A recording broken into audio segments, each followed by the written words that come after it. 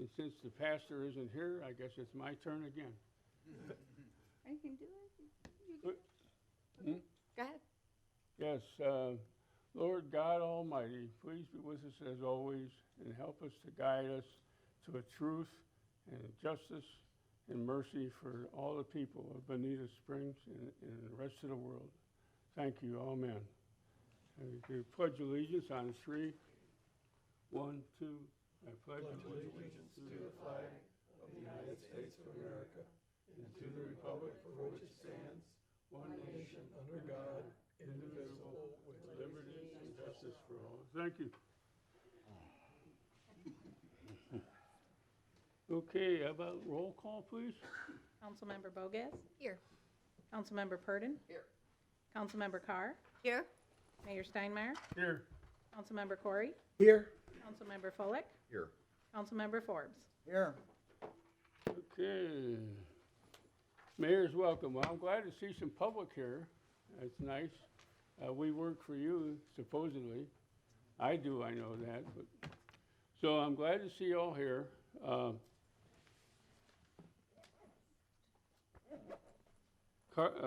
When we go to public comment, now, Carly announced that.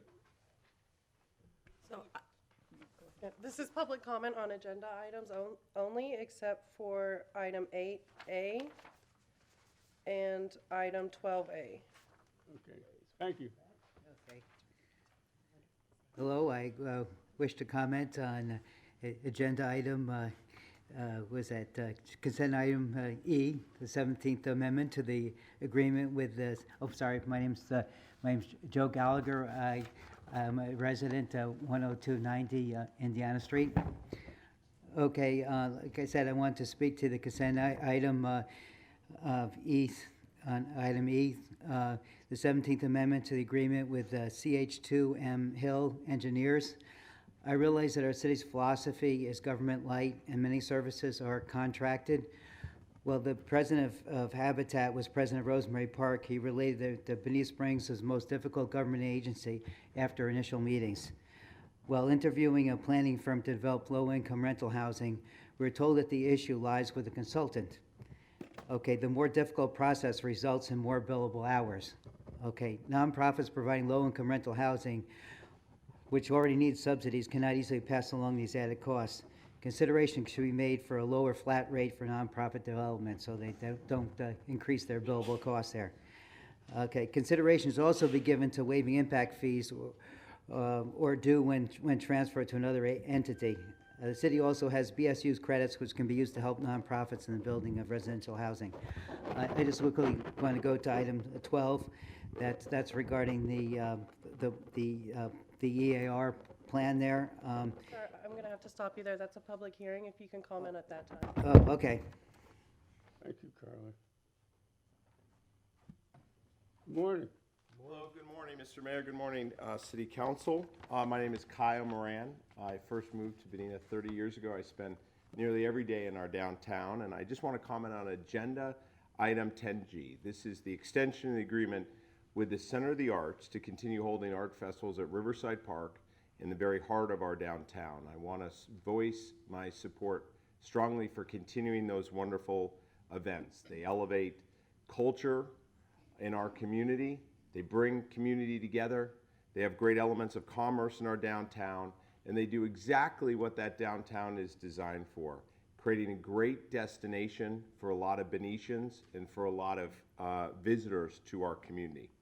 I read the agreement that's in the agenda packet in detail and feel confident it will serve our city quite well. There are some themes, some persistent themes that are discussed regularly in City Hall chambers that come through in that document.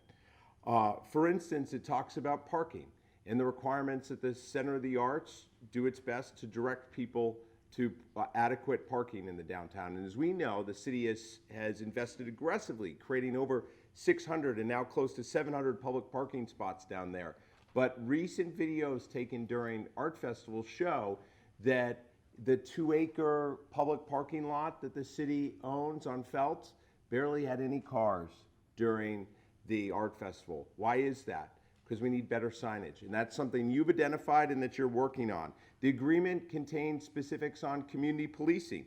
It details the fact that the Center for the Arts will pay detail fees to support community policing in that area. But it also asks that the city and its community policing force provide extra patrols around the downtown at those times at no additional cost to the center or to the art festival. That's a great gesture on behalf of our city and its community policing force to keep pedestrians safe in that area. So I think the bottom line on art festivals is they're another great example, in addition to July 4th and the tree lighting and all these other great events, why people love to gather in our downtown. And we know, by the way, that downtown has too many trucks. And this issue was first raised in these city council chambers in September of 2021. So we're now at 18 months of discussing that. And you've done an incredible job, you and your staff. You've looked at this issue a number of different ways. You've examined it in these chambers and in this building outside of city council meetings. You've brought on experts who have done actual studies and collected the real hard data. And we know that downtown has more than 4 times the truck intensity that the Florida Department of Transportation, the Florida Highway Administration says it should have. So it's a problem. And Ms. Sanseverino is filling in today for our city attorney, who's on a well-earned break. But when he's back, hopefully we'll have exactly what you voted on unanimously for last meeting, which is an ordinance to move forward in designating downtown pedestrian friendly and fixing that problem, just as tons of other cities have done before us. So let's move forward with renewing that agreement with the Art Festival. Let's move forward on getting better signage in our downtown, and let's move forward on making downtown truly pedestrian friendly. Thanks for all your hard work. Really appreciate it. Thank you. Yep.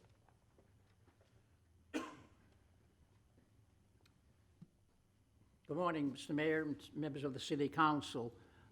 Ben Hershenson, Avonlea Drive, but if you recently read the Naples News, I was also referred to as Bob Hershenson. So for the record, there is only one of me, and I'm sure everybody's saying, thank God. Well, anyway, I'm here to speak on the issue dealing with cell towers and cell phone reception. And I think I may have related this story before, but I'll try to sum it up really quickly. Not too long ago, I had an occasion to call 911, and of course, like everybody else, I used my cell phone. And call went through after a minute or so. And when I was taken out to the ambulance that showed up, I noticed he was going south. I said, wait a minute, what's he going south for? Because all my docks are up here in Lee County. Well, as I came out, I ended up at NCH, and that was an experience in itself, but I'm not here to talk about that.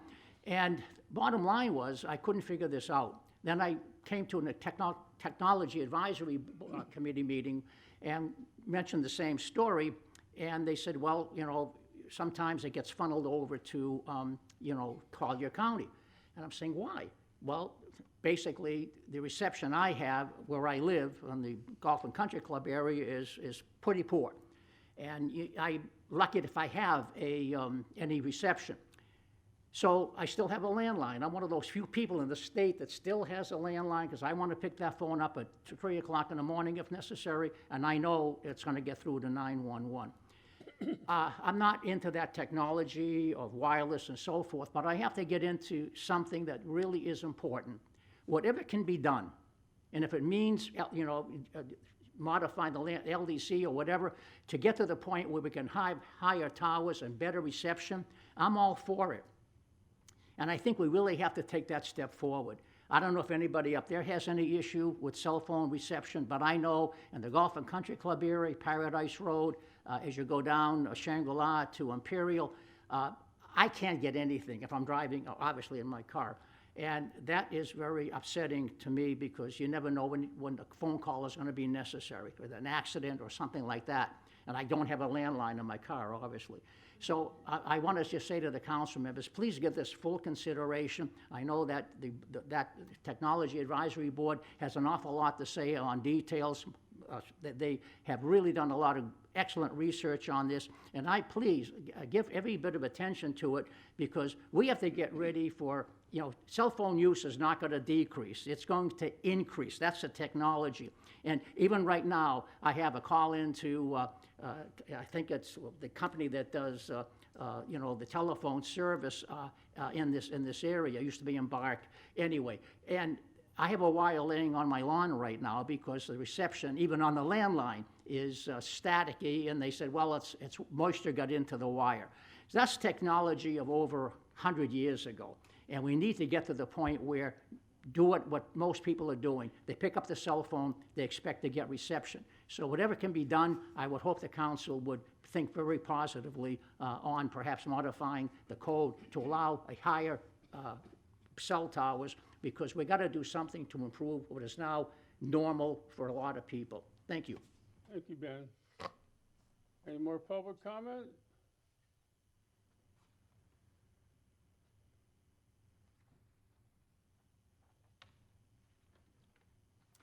Good morning. My name is Tim Deaton, and I've been living in Imperial Harbor off Old 41 Road since about 1998. I'm a graduate engineer. I've been on the Technology Advisory Board in its several incarnations since about 2008. We have 6 operating cell phones in our house, some for personal use, business purposes, for church, then we have one that we loan to people that can't otherwise afford it. Our carriers are AT&T, Metro, PCS, and T-Mobile. Our service stinks.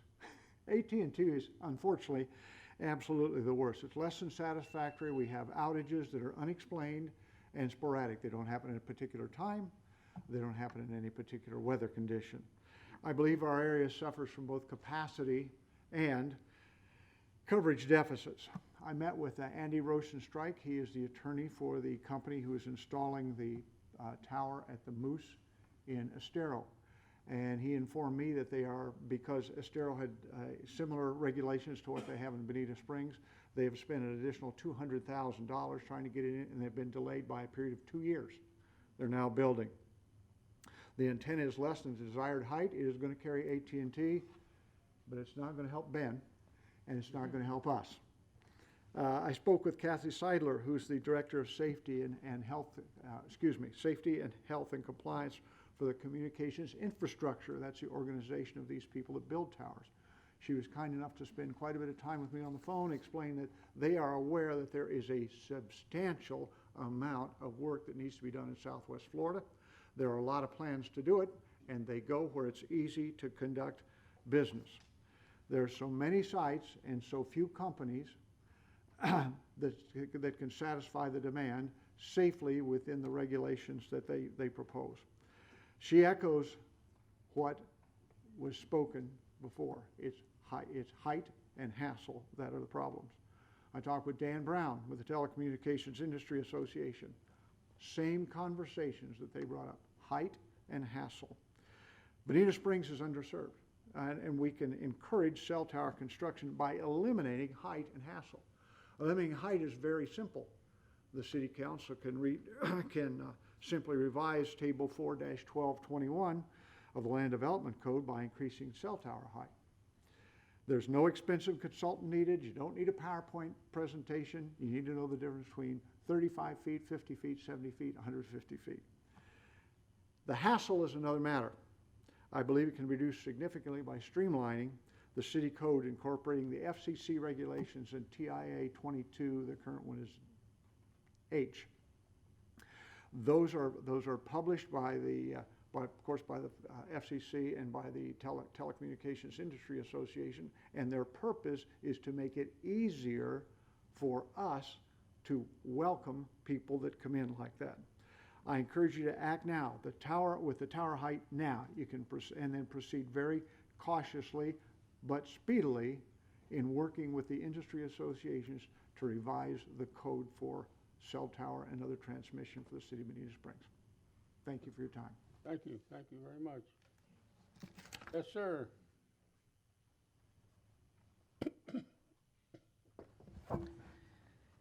Good morning. My name is Jim Kaufman, and I chair the City Council's Technology Advisory Board. The board is made up of volunteers who share a broad range of expertise and experience in technology. As a group, we explore the impact of technology on quality of life and functions of government. Where appropriate, we share our ideas and formulate recommendations to City Council. Over the past 8 years, the board has addressed the failure of wireless carriers to adequately service Bonita Springs. Currently, we can't reliably access the internet at usable speeds. We can't reliably make or receive phone calls.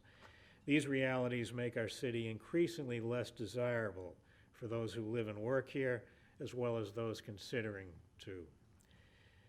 For example, something as simple as installing a monitored alarm system can now be is a problem in Bonita Springs. Since all alarm panels now use cellular to communicate with the monitoring center, if you don't have a minimum level of signal inside your home, ADT won't install a system. That impacts safety as well as insurance premiums. Here at City Hall, dedicated staff have many challenges and responsibilities. But of all the things we expect of them, I sometimes think we've forgotten that the most important function of local government is property and life safety. The city has used its authority to regulate architectural design, signage, land use, occupancy use, and other things that contribute to the appearance of what we build here. Yet we still struggle with unreliable cellular coverage because of overly restrictive siting requirements. City Council has the responsibility and the authority to change the process of wireless siting in the interest of public safety. We urge them to do so. One way to do this is to declare Bonita Springs a smart city. This is a concept you may have heard of, increasingly embraced by forward-thinking leaders who actively encourage cellular carriers to deploy their high-speed wireless clouds over a city. This is an advanced form of cellular that creates an internet cloud over a city with fiber-like speeds. Building a high-speed wireless cloud over our city would create amazing new opportunities. High-speed wireless internet would be available inside our homes without fiber, without wires. It would close our digital divide. It wouldn't matter where you lived. We would no longer have pockets of internet haves and have-nots. High-speed wireless internet for all would enable remote learning for our children. They no longer have to go to McDonald's or a library to learn. Residents could attend routine video medical appointments without leaving their home.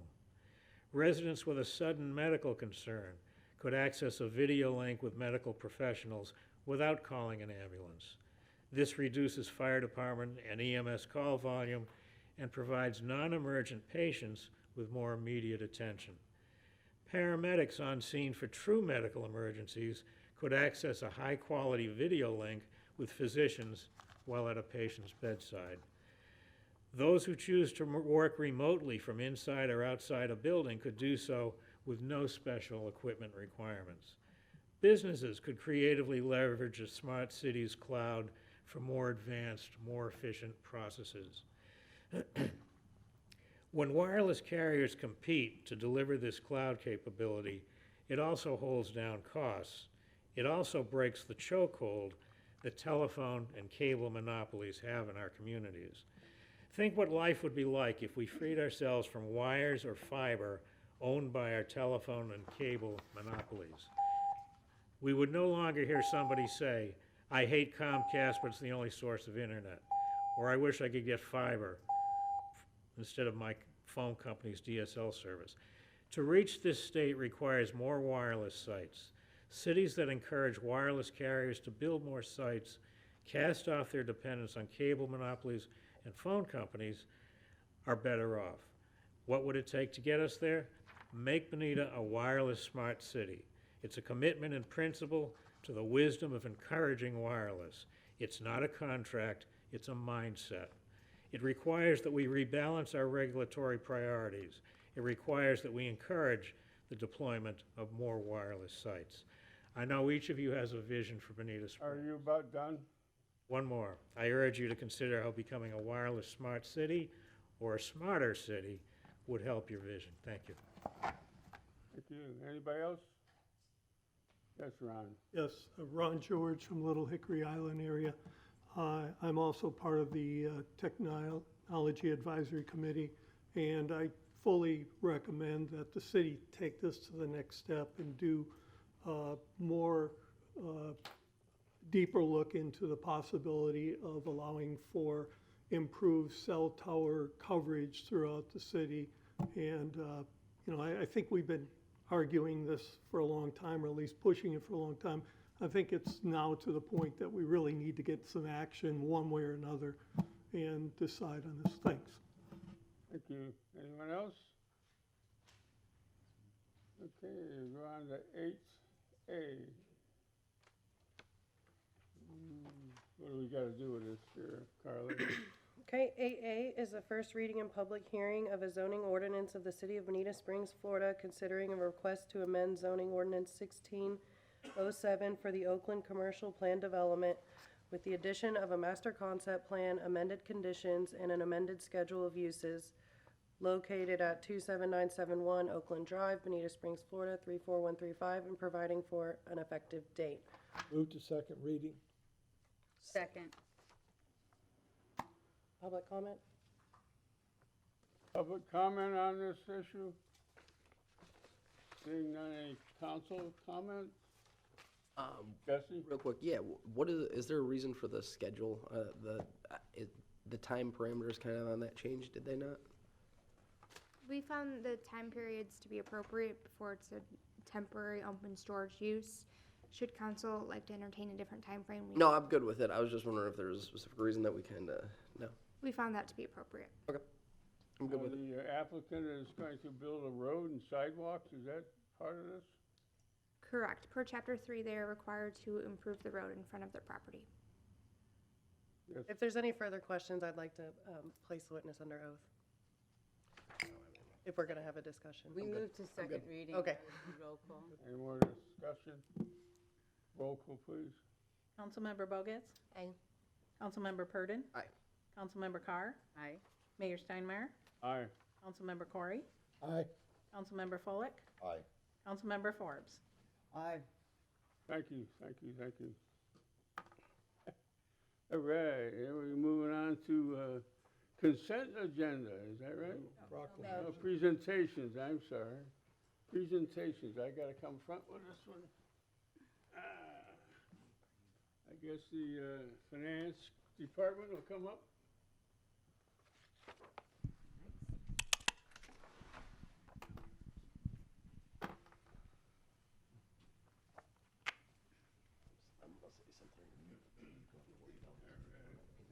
Keep things under control.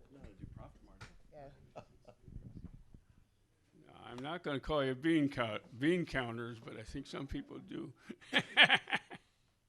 Okay. These are the people who keep track of our money. They add it up and divide it and spend it and keep it. And they take a very good job at it. They do a very good job at it. Whereas Florida Government Finance Officers Association is a professional association founded in 1937 to serve and serves more than 3,300 professionals from state, county, city governments, school districts, colleges, universities, special districts, and private firms. Whereas the Florida Government Finance Officers Association is dedicated to being your professional resource by providing opportunities through education, networking, leadership, information, and whereas the Government Financial Professional Week sponsored by the Florida Government Finance Officers Association and all of its members, governmental organizations, is a week-long series of activities aimed at recognizing government finance professionals and their vital service that they provide for our state and our communities. And whereas during this week, government finance professionals throughout the state of Florida will be acknowledged for their hard work, dedication, and leadership. Now, therefore, I, Rick Steinmeier, Mayor of the City of Bonita Springs, on behalf of the City Council and the citizens of Bonita Springs, do hereby declare the week of March 20th to 24th, 2023 as Government Finance Professionals Week in the city of Bonita Springs. And thank you so much.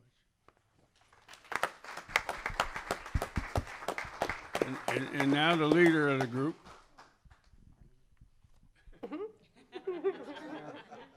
No, I'm going to hand it to Lisa next, but I just wanted to take a quick moment to express our appreciation.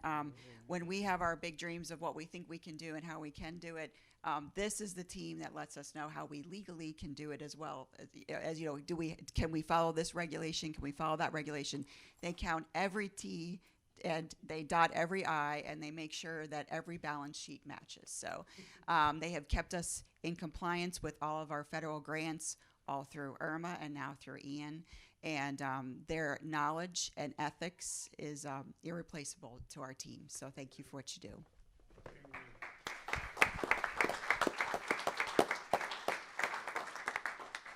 Wanted to thank our team. You all get to see me every month and a little more making a financial report, but these are the individuals that make it happen. Clara Fette, she is our accounting supervisor. Unfortunately, she was unable to be here today, but she's the backbone of our daily reporting, and with her team and everyone, we're just so grateful to have y'all support.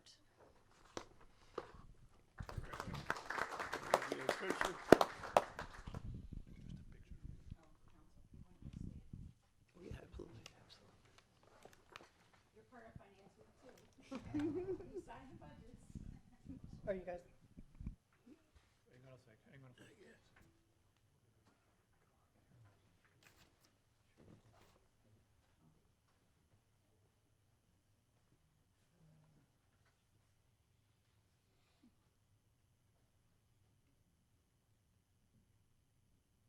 Thank you.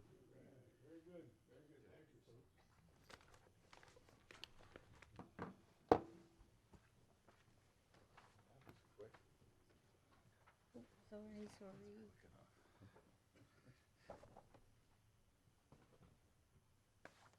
I God, it wasn't my wife taking a picture. Take 10 minutes. Okay. Neighborhood services. About Tony. There, he's already on the spot. You got the floor, my friend. Good morning, Mayor and Council. For the record, Tony Backhurst, Director of Neighbourhood Services. And I'm going to just give an overview of our department and some statistics for 2022. I've been doing this routinely just to show where we are as a department and some of the numbers. 2022 was a challenge for everybody in Southwest Florida, and some of our numbers are a little bit unusual, and it's been a little bit challenging trying to put this together to show in comparison to prior years. I apologize for my voice. I'm losing my voice slowly. I'll get through this. So our main roles and responsibilities, people refer to us as code enforcement. That is a component of what our department does. We also have some permitting roles with the residential rental property program. And there's licensing and professional and institutional landscaping, so anybody that's operating within the city doing landscaping would be licensed through us. Emergency management, which obviously came into full fruition, unfortunately, in 2022, but is an ongoing 12-month program of which we liaise with the county and with the EOC to make sure that we are current and where we need to be. And there's many departments involved in emergency management, and we facilitate coordination. And also the administrative component, which can sometimes get forgotten about, but everything we do has to be documented and filed with the courts, and so any property transfer that does occur within the city goes through our department as well, and there'll be permit and open case searches done on that to see if there's liens on these properties. So our department, there's myself, there's a supervisor manager, which is Chris Campbell. We have 2 administrative staff, which is Chuck Tomlinson and Letzi. And we've got 2 now senior inspectors, thanks to Mayor and Council giving us the ability to have 2 extra staff, which these are invaluable. One is dedicated to the rental program, which is an important program to be monitored, and inspections. The second senior inspector handles complex cases and also private stormwater compliance issues within the city. And then we have our 4 dedicated code inspectors, and we have 4 zones. Zone 1 is the central zone on the map, which is Kyle Easterly, who's been with us since November. Zone 2, which will be the northeast section of the city, is Angel Cruz. Zone 3, which will be west out on the island, Imperial Shores area, west of 41, is Tyler Douglas. And Zone 4, which would be the southeast section, is Santiago Ortiz. So the code enforcement component, there's a whole slew of stuff up there. Aesthetics is important, safety is important, but property maintenance is obviously one of the main things we're doing. We spend an awful lot of time right now, post-storm, dealing with unpermitted work and unlicensed contractors, and that is something that is, we try to prioritize. When you've got 4 officers out there, you have to prioritize the work that's coming in. Unlicensed contractors is one of the more serious things we're dealing with. Private stormwater conveyance issues, which is underlined because there's something further on in the presentation related to that, but it's where stormwater for the city is conveyed and it's on private property, and we want to ensure that the maintenance of that is up to standard, so it's operating as efficiently as possible. And then a whole bunch of other stuff going down there to the bottom one, which is probably everyone's favorite, which is the signs, the snipe signs, that stuff, which is, like I say, they pop up like mushrooms 12 months of the year. Some parts of the year, obviously, it's more popular than other for them, and it's a virtual whack-a-mole for our people to try and deal with. So in terms of comparison from 2019 to 2022, we've gradually increased in terms of statistical calls. We've been going up gradually. Obviously, this is an anomaly year for 2022, and I've put on there on the block Hurricane Ian, where we're up just under 29,000 activities. That should be noted that within those 29,000, that is not just neighborhood services staff, that is parks and rec staff that jumped in and helped. And also community development were great. They provided staff. That was the initial damage assessments that we did post-storm. And we don't have departments. When after a storm, we go into the incident command system, so the city just reacts. So the only way I could truly tabulate that was to put everything in.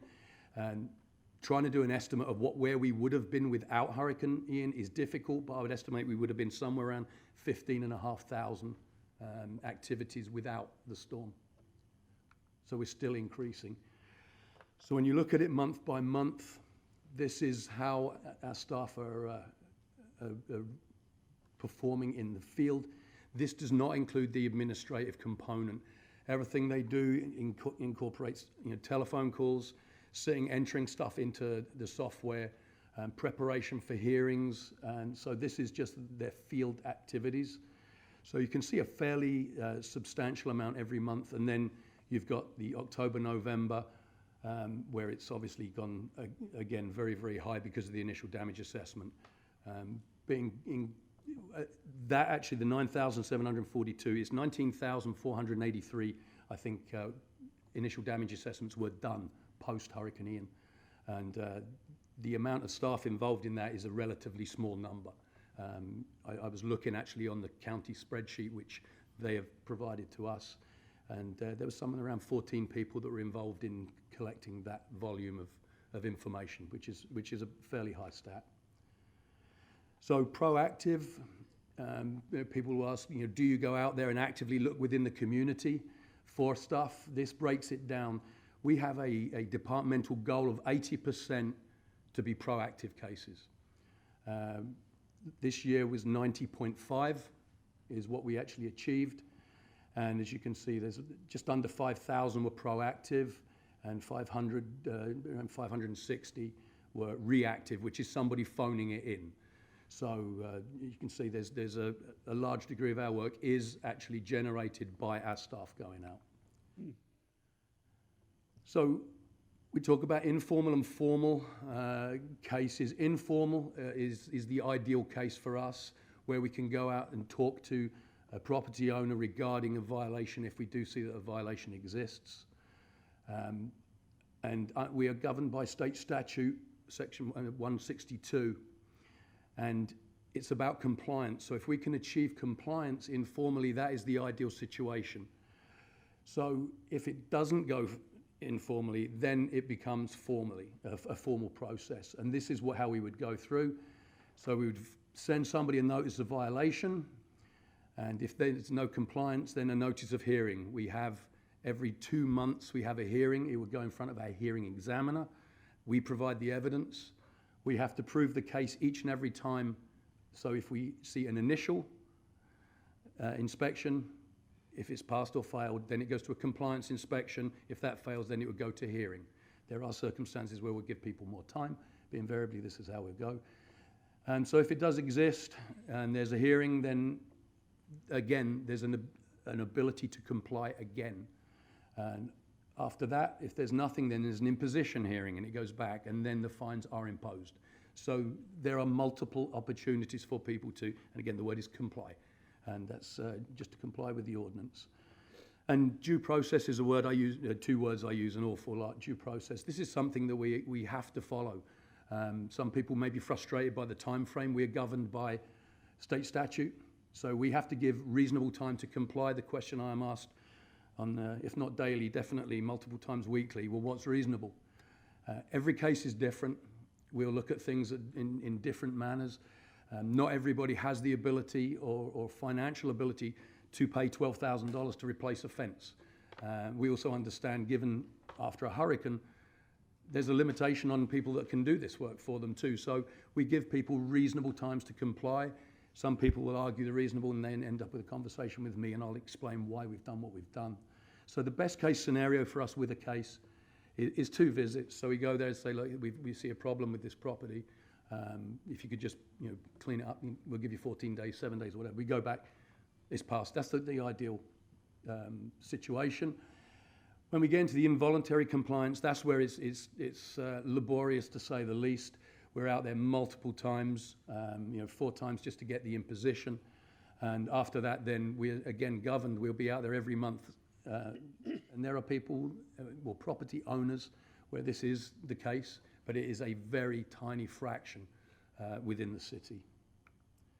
So to extrapolate on that, if you look at how it mushrooms, how do we end up with so many activities through a year? You're looking at the amount of initial inspections that turns into a whole bunch of re-inspections, okay, in order to get compliance. But you can see by the time it gets to the compliance inspection, there's a huge drop-off. That's mainly because the vast majority of people, a lot of the times, it's not that somebody is doing something because they want to break an ordinance, it's they're unaware of it. So it's an education process. So we have a huge compliance from that point on. And then the HEX inspections is prior to going to hearing. So you can see the numbers progressively drop off until you see the number at the bottom, which is not complied. This is for 2022. So if you look at our statistics, we had 99% compliance for the year. And I tried to illustrate that with the bars there to show that just a sliver of the offences at the bottom of it, which is great. That's the public working with us and getting to a good place. Stormwater is it's a council priority, and we put an awful lot of attention to it. We have Jason Albert, who deals with this. He's our senior inspector. There's some pins on the map from the last year from stormwater cases, but since Hurricane Irma, we've had 165 stormwater code cases that have included 713 inspections, and we've this year sent out 110 letters to identified properties to attempt to get compliance prior to hurricane season. This is usually ongoing. Obviously, Hurricane Ian has put a little bit of a dent in our plans of how we would normally do it, but we're getting this out. And an interesting statistic is we've had 98% since Hurricane Irma voluntary compliance from private property owners maintaining stormwater. And I've got some before and after pictures for you. I'll rattle through, so just to see the difference on what does get achieved.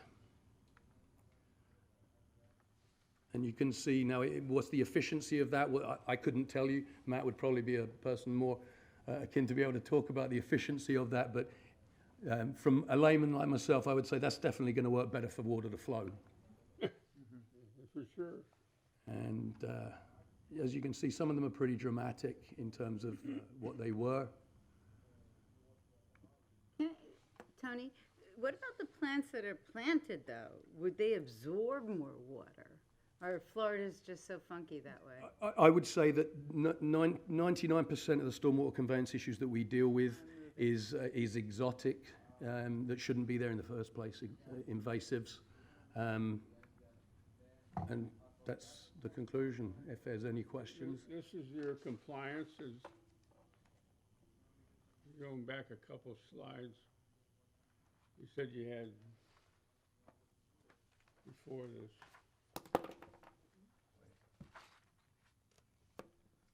Yeah, but stormwater compliance, what exactly does that mean? Okay, so that means we've identified properties that are conveying stormwater. So like in some of the pictures, so we will reach out to the property owner and say, can you maintain this properly? We'll refer to the section of code for removal of exotics, and we've had 98% of these cases. These swales, are they on private property? Yes. Oh, okay, that's one.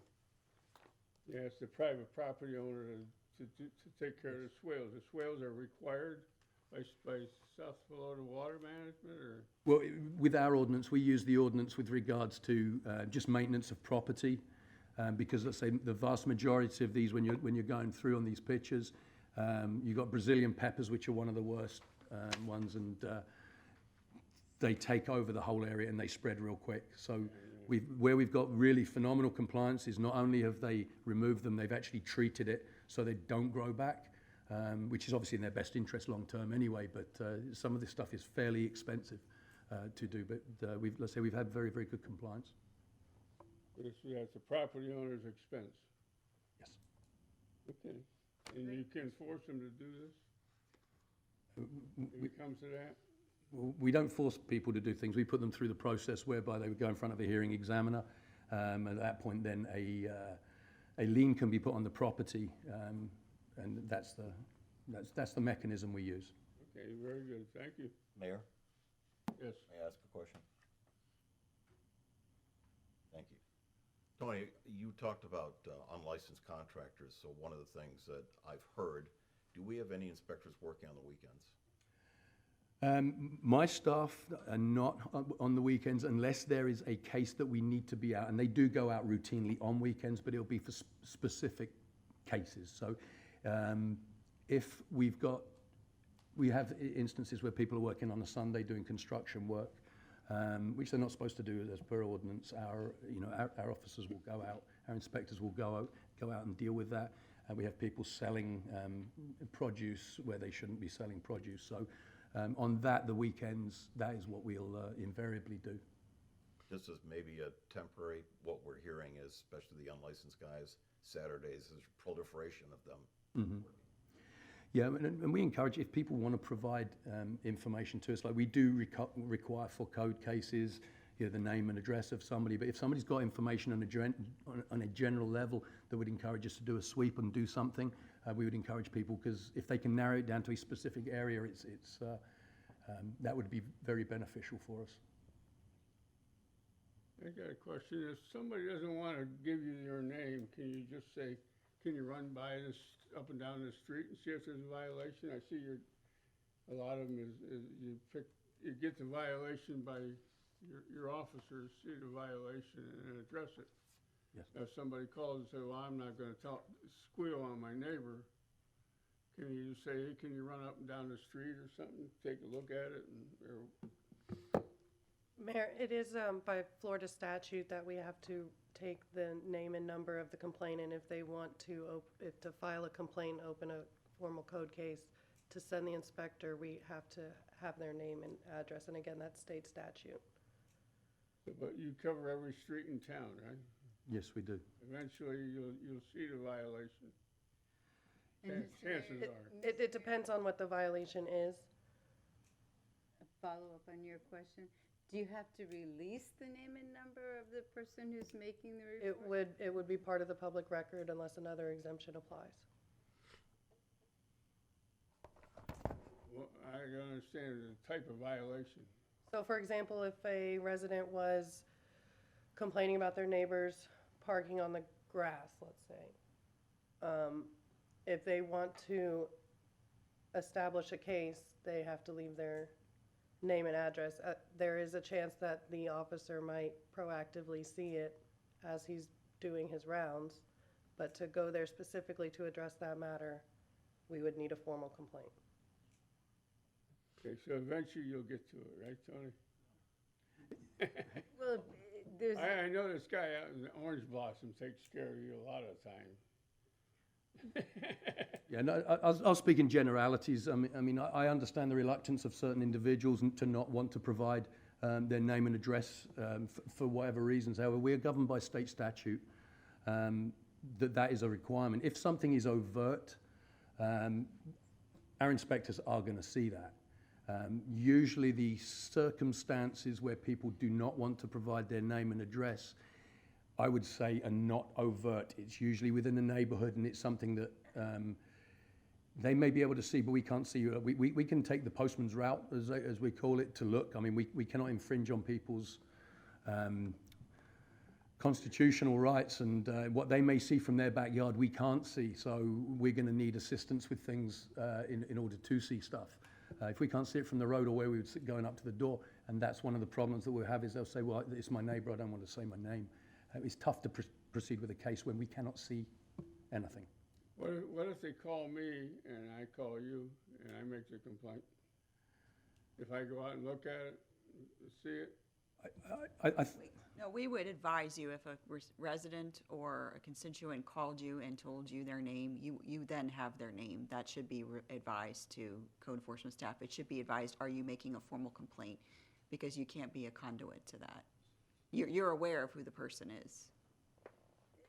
may I just point out, there's a double-edged sword there, because if then your neighbor knows you're the one complaining, they might target you and do, little things that bother you and bug you. Those situations. Or when it's anonymous, you say, it was you.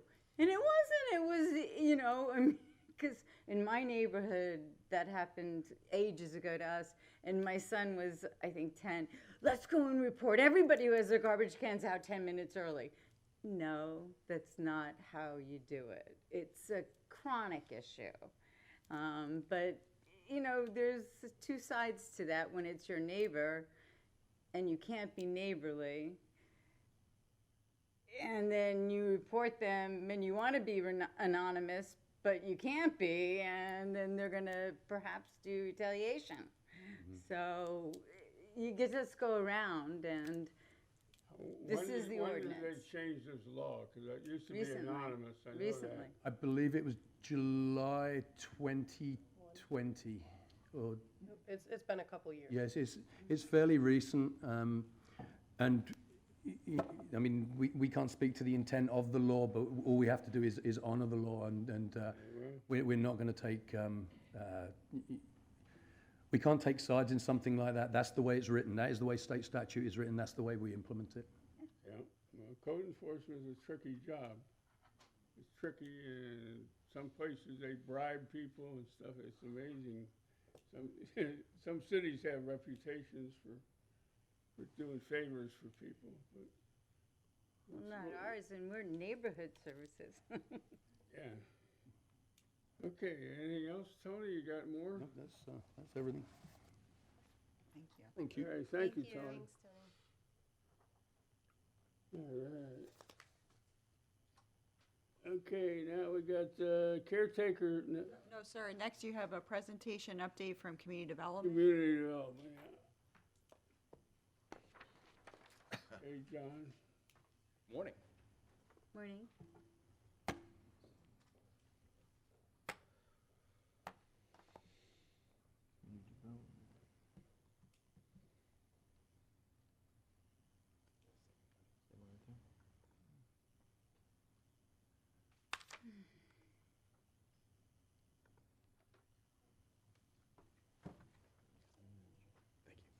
Good morning, John Dolmer. You have a handout that has all of this information, but I've decided to put some of these on the screen just so we can talk about them a little bit easier. Our department handles comprehensive planning, zoning, engineering, environmental, building, sustainability, whatever else happens to show up that day. Permitting. Excuse me? Permitting. Permitting of all those things, yes, sir. And as a result, we have been dealing with a lot of this information, both in terms of what can be done and how to do it since Irma, because we've seen quite an influx of permits. So if you look at, on the screen, Table 1 and Table 3, those kind of give you a pretty good snapshot of where we are in terms of our recovery. Table 1 shows you our damage assessment, those structures that were substantially damaged, moderate, and just affected. And Table 3 shows you the types of permits that have been submitted to us. Restoration permits in Table 3 are basically, I need more than just a roof or more than just one trade permit. And the repair permits are generally one permit. So I need a plumbing permit, I need an electrical permit. And if you balance those numbers, we're probably a couple thousand permits below where we are going to be when we are just about recovered, just based on that simple number. That doesn't really go into houses that didn't show up on that initial damage assessment. Maybe something was damaged interior that we didn't notice from the exterior. So it's more of a general picture than it is an absolute statement. In the background of all of that, we've also been handling other permits, and if you look at Table 4, the community development permits, you can see that there's been a steady rise. And if you look at, let me go to the next slide.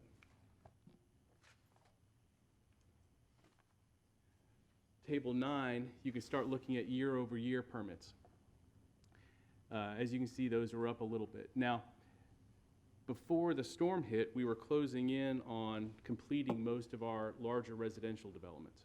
We were starting to see an increase in downtown permits, and we were starting to see a little bit more in terms of commercial permitting.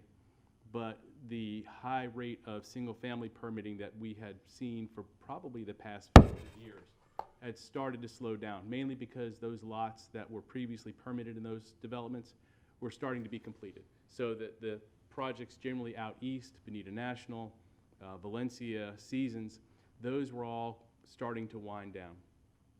What you're seeing in the increase is almost entirely directed at repair and remodeling associated with a hurricane. What I would expect after these permits start to work their way through, and based on the activity so far, I would say that we're probably a year and a half to 2 years from getting these remodels through the system, is we're going to start seeing a shift back towards more commercial and a shift back towards redevelopment. Most of what we are going to have in terms of existing residential lots, by and large in communities, are going to be built out. So I expect to see that shift coming up shortly. The wait time, and I wish this was on one slide, I apologize.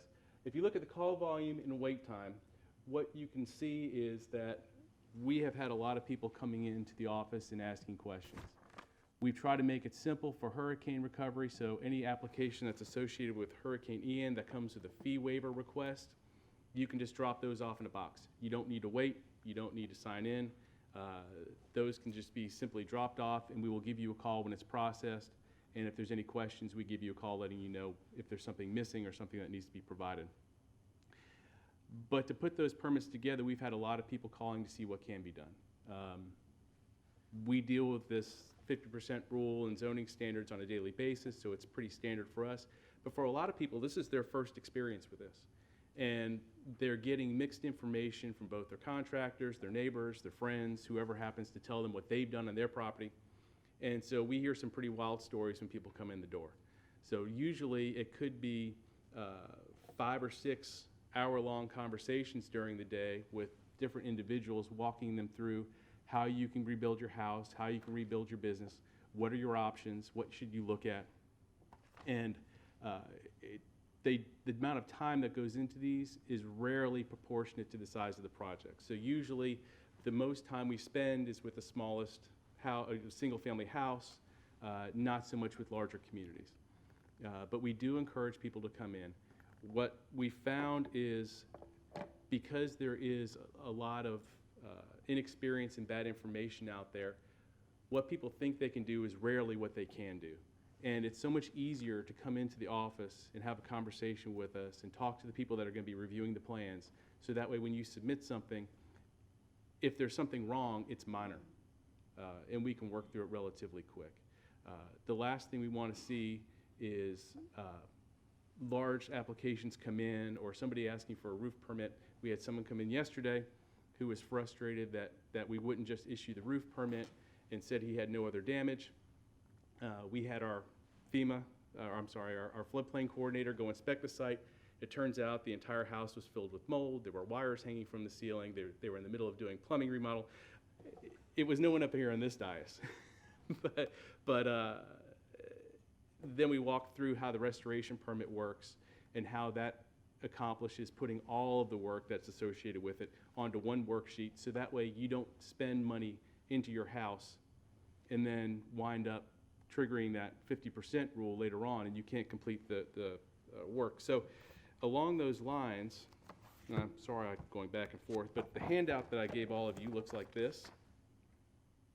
The second page, those are properties that have exceeded the 50% rule. And those are ones that are, most of them are working with FEMA because there are opportunities for them to obtain some money to help bring the house into compliance. So if you look at those, it's not a small number. I don't expect that number to slow down anytime soon because now we're getting to the point where contractors are responding, equipment's becoming available and materials are showing up, so as well as insurance checks. So now we're really starting to get into the thick of it. So, Where? if you look at, John, please sir. explain what these numbers are. So these numbers are updated as of yesterday. The numbers that are on the screen are as of last week when we turned this presentation in. So this breaks all of these damages down to a much smaller level. So if you look on the first page, initial damage assessments, it tells you what type of damage or what type of occupancy, commercial, manufactured home, multifamily, single family. The next column is damage type, so it tells you it's a flood, non-flood, inaccessible. Then it tells you the assessment level. And if you look back on column or table 1, that tells you the total numbers of all of those damaged buildings. This tells you exactly what type of buildings those were.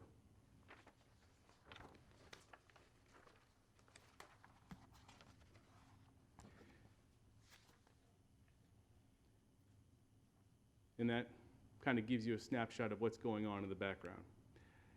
Okay, I'm gonna pick out this one manufactured home, non-flood, 769. That's the number of affected manufactured homes that were not flooded. So wind damage, any other type of damage other than flood damage.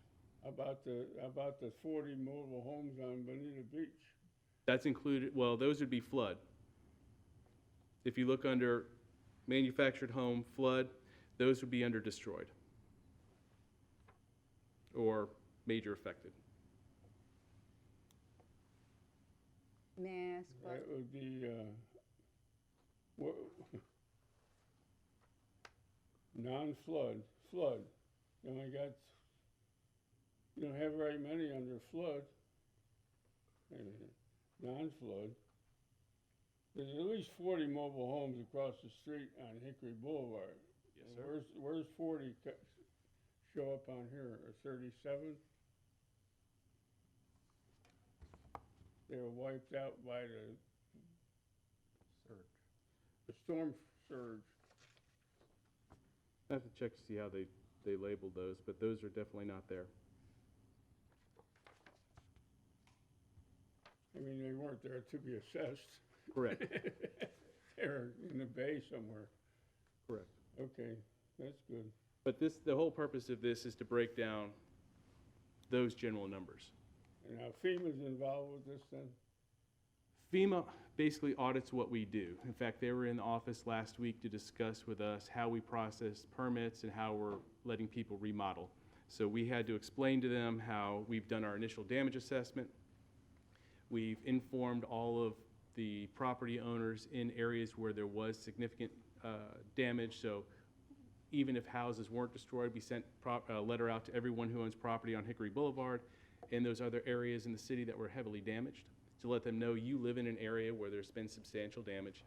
We provided them some information on what to do in terms of remodeling and phone numbers of who they can contact and how they can start the process. We've also informed them how we're calculating values so we can show and demonstrate that if for properties that aren't consistent with the minimum elevation, how they're working less than 50% value of the structure, and how we're processing those for inspections, because a lot of these houses, especially along Hickory, are in areas that don't allow any type of improvements below flood, and they wanted us to demonstrate that we're taking a look at what's going on out there so that they don't, especially for those older structures that had living area on the first floor, that we're not permitting that to come back in. But they seemed relatively pleased. They kept trying to hire our FEMA coordinator to the point where I was starting to get a little annoyed. But we were given some pretty high marks at that point. They will be, according to them, they will be coming down to visit with us at least once a month for the foreseeable future. And we still have to provide them updates on what permits have come in. They usually want a sample to see what we've done, so they just pull a couple of random building permits out of the stack and take a look at what's in the file. If somebody had a downstairs remodeled before it was illegal? Well, it would have been considered at a minimum non-conforming. So if the house was constructed before there was a FEMA elevation and it was properly permitted, it would be legal. But the rules have changed since that construction took place, and so it would be considered legal but non-conforming. If that area was destroyed, we would, especially in areas along Hickory, we're not looking to rebuild on that first floor. Okay, another question. Let's say, if it was permitted and it's destroyed, is it a capital loss for Uncle Sam and the IRS? You probably That's don't know well anything. outside of my Way outside wheelhouse. your realm. Mr. Mayor, may I? Yes. I recall, Mr. Dilmer, that a few meetings ago you said that the hours were staggered so you could process more. Yes. Is that still happening? It is still happening, and I want to thank all of you very much. That has made a huge difference in terms of how we're able to get work done throughout the day. Before, and just to refresh everyone's memory, I'd come back to modify our lobby hours. They used to be from 8 to 4:30. I asked for them to be from, I think it was 9 to 4. And that allows us to have a couple of permit technicians show up at 7 in the morning, and they stay till 4, but they get a couple hours where they can work before the office is open. We have a couple other permit technicians that show up at 8, and they stay till 6. And so they have 2 hours at the end of the day to enter all these hurricane permits that are simply dropped off in a box and get those entered into the system. Before And you open the box regularly. we open the box regularly. So that allows us to get these things through. Before, we were having to process these in between people at the counter. And if you've ever come to our lobby recently, you would realize that you immediately come into anywhere between 8 and 10 friends that are already there waiting to submit their permits.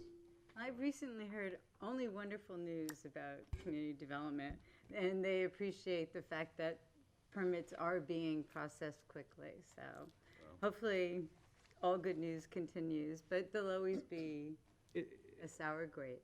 Well, we are not perfect, and we try to continually improve the efficiency. We try to continually make it transparent so that when people come in, they're not coming into an unknown environment or unknown rules. Yes.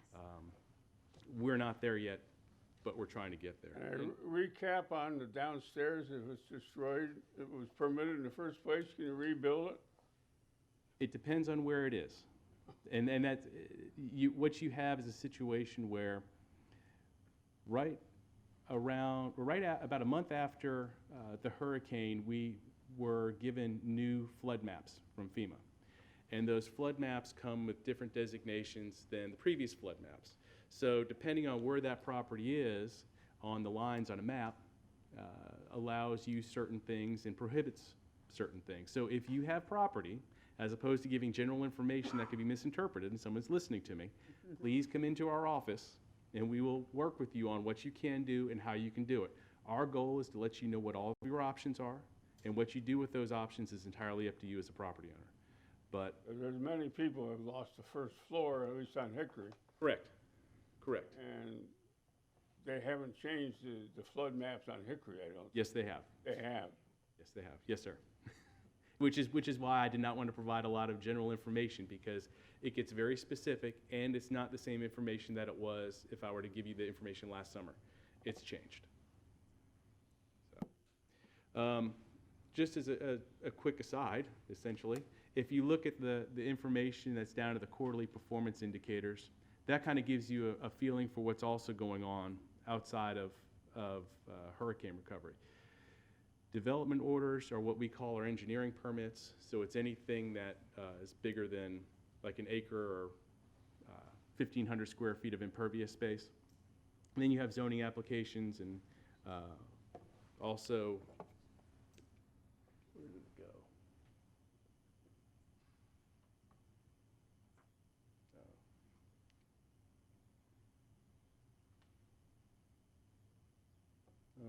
And the call volume, just as an aside, that is just the general number.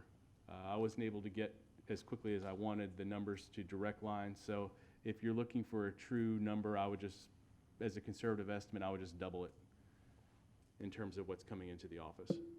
So,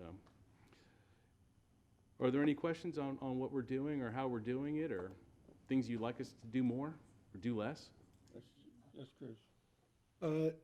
Nothing along in terms of the contracts, but I just wanted a couple of, if you have any couple of observations. One, how much is the permitting process being impacted for residents by the lack of flood insurance proceeds, insurance recoveries being processed by the flood insurers, such as the Hartford or whoever?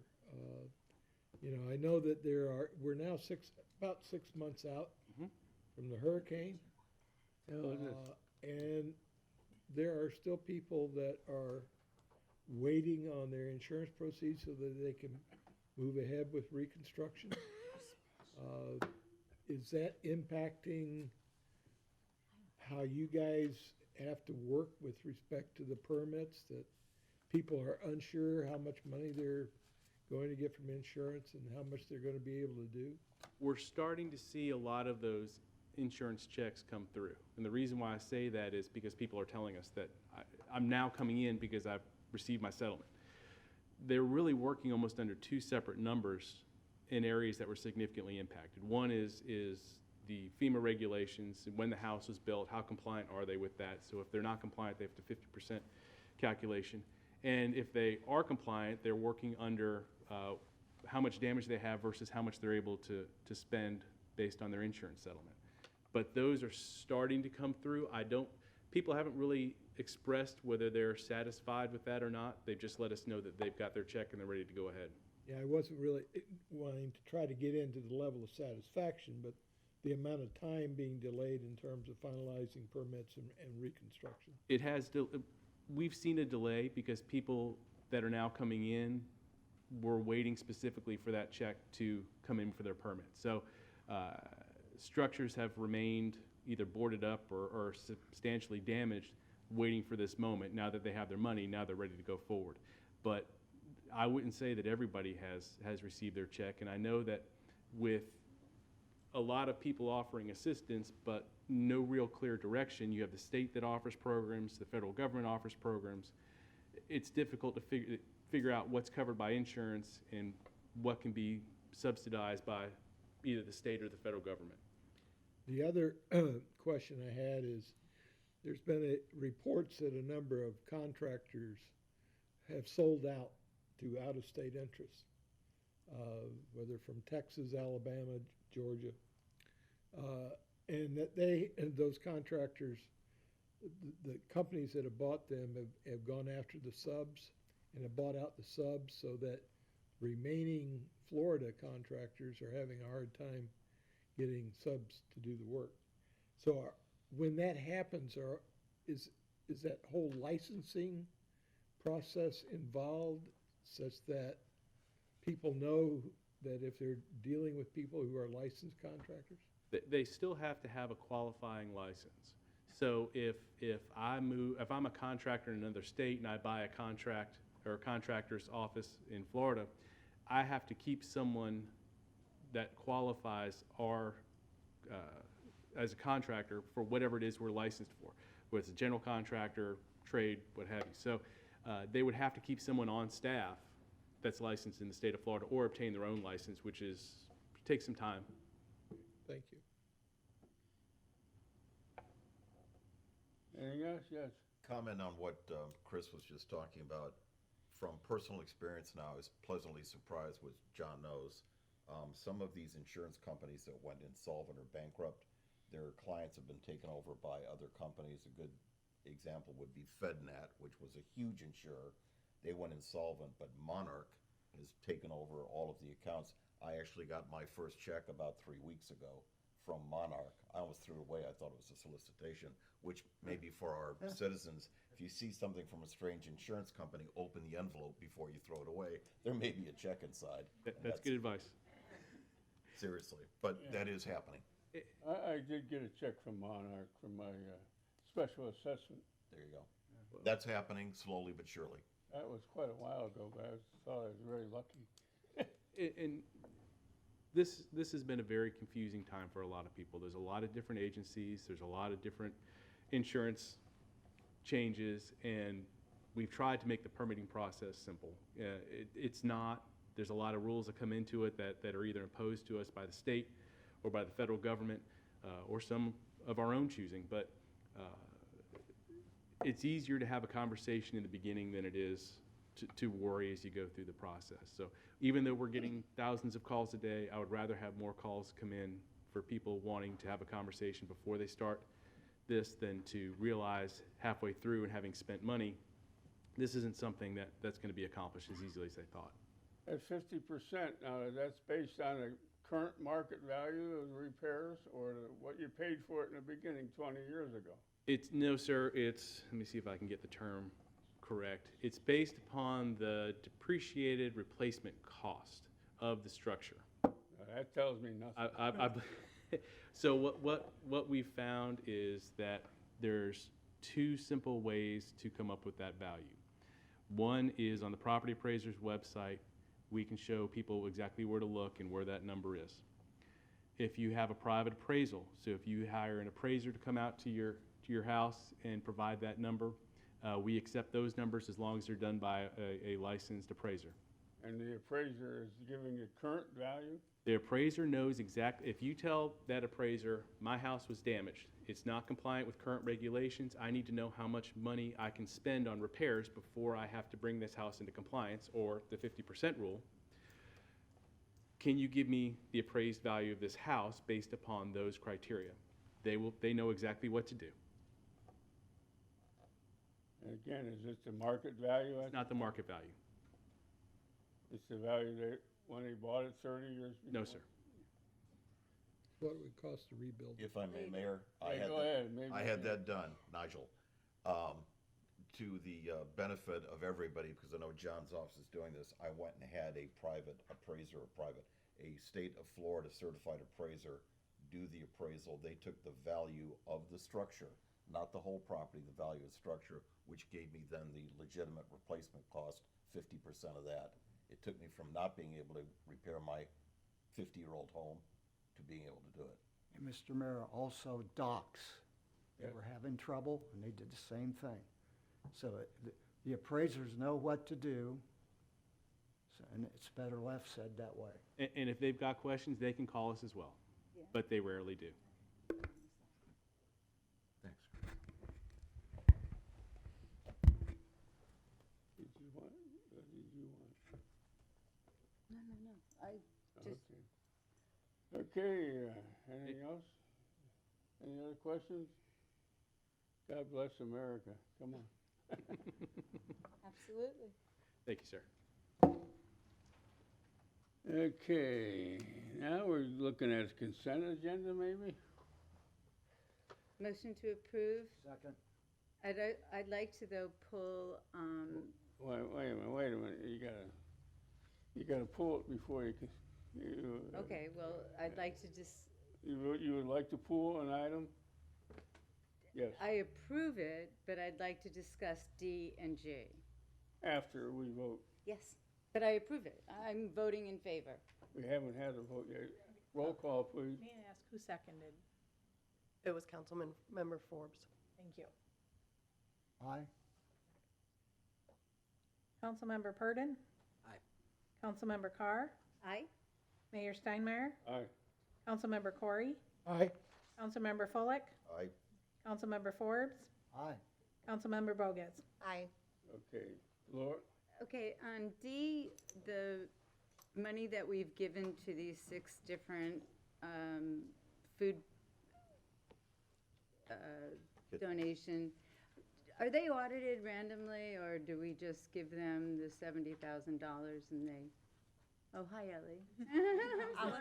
I'll let the expert. Good morning. I'm Ellie McEwen, for the record. I'm a part of your Public Works Department. We don't just give them a check and they go off in the sunset. I can truly promise you that. We do a multi-pronged kind of monitoring process. Every month when they submit for their reimbursement, we do what's called a desktop monitoring. I go through each one of their receipts line by line to make sure that particular item that they've purchased is eligible for reimbursement. Once I'm satisfied with that receipt, I send it to our finance department, and our finance department checks me to make sure that I didn't miss something. So we work as a wonderful team to make sure. And then at the end, when all the money has been spent by each of the nonprofits, then I physically make an appointment and go out and monitor their filing system. I make sure the insurance is current. All the things that go with, that come down from the money that we get so that we can distribute it. Fabulous, thank you. And, Go ahead. no, I didn't know you wanted to comment. The Mockley Road is not in the city. That is correct, but the one particular nonprofit serves Bonita Springs. How does he do that? They have vans that go out and deliver food into the neighborhoods, and the neighborhoods are specifically in Bonita Springs. Okay, that's good. 'Cause I know Tony, the address is on Mockley Road. We never, we never required that their physical office had to be in Bonita Springs. They just had to serve clients that were residents of our community. Fred? Yeah, I was gonna say, they do the cooking in the Lions Kitchen. They've rented the Lions Club's kitchen to do the cooking. Question I have is, you say there's 6 people, 6 organizations, right? Correct. 7, so we still have some money left, right? Yes.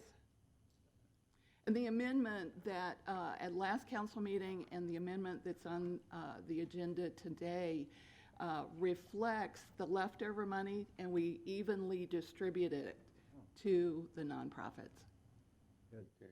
And lastly, I agree with Mr. Moran that when you go to the downtown event, especially the art event, I mean, it must have been 3,000 people there in the weekend, that you can find parking if you just keep driving.